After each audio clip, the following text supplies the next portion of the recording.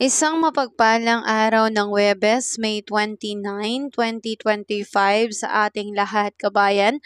Narito po ang latest update natin sa ating panahon. Pero bago ang lahat, kabayan, ako po ay makikisuyo ng iyong like and subscribe at pahit na rin po ng notification bell.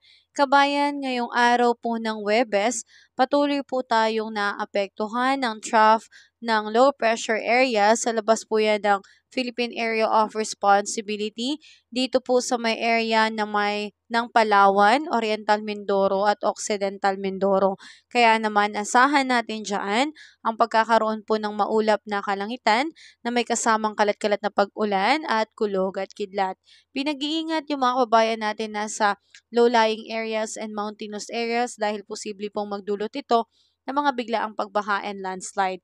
Samantalang sa natitirang bahagi ng ating bansa kasama ang Metro Manila, ang pinaka nakakaapekto po ngayon ay ito pong easterlies. Kaya asahan po natin, kabayan, na magkakaroon po ng bahagyang maulap hanggang sa maulap na kalangitan na may kasamang pag-ulan lalo na pagsapit ng hapon at sa gabi. Pero sa umaga at tanghali, asahan pa rin po natin ang pagkakaroon po ng maalinsangang panahon.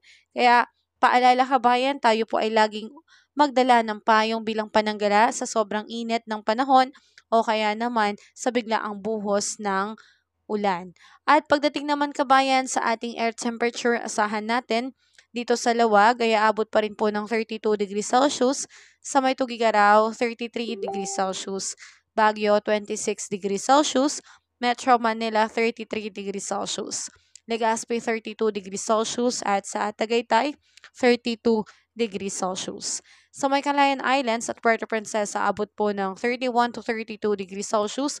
Iloilo, Tacloban, Cebu, Cagayan de Oro ay 32 degrees Celsius. Zamboanga at Davao naman po ay 34 degrees Celsius. So yan po yung na-expect nating air temperature. Sa araw na ito, araw ng Huwebes, wala naman din po tayong nakataas na anumang gale warning signals, kaya malaya pong makakapalaot ang ating mga kapatid na mangingisda.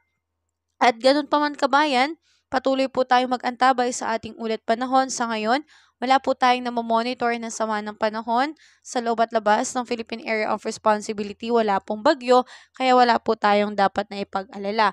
Pero ganun pa man, kabayan, palagi po tayong maging updated sa ating ulat panahon dahil pa-transition na po tayo sa panahong magiging maulan na po. Pagsapit na po yan ng June. So, ganito na muna, kabayan, ang aking update sa iyo.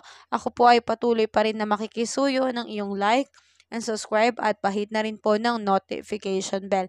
Ingat tayo, kabayan. Have a safe day po sa lahat. God bless sa iyo, kabayan.